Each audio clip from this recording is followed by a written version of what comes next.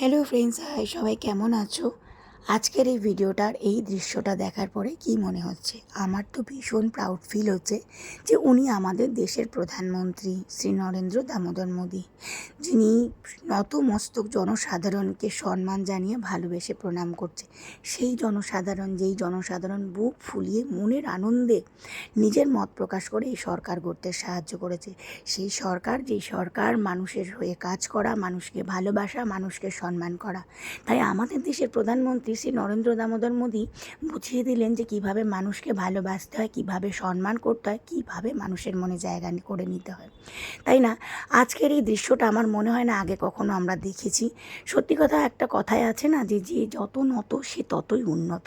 তাই হয়তো আজকে উনি নত হয়ে উন্নতির চরম সীমায় উনি দাঁড়িয়ে আছে। যাই হোক, এটাই বলি, আজকের উনি জনসাধারণকে প্রণাম করলেন নতমস্তক ভালোবাসা সম্মান জানিয়ে। তাই আমারও কোটি কোটি প্রণাম ওনার চরণে।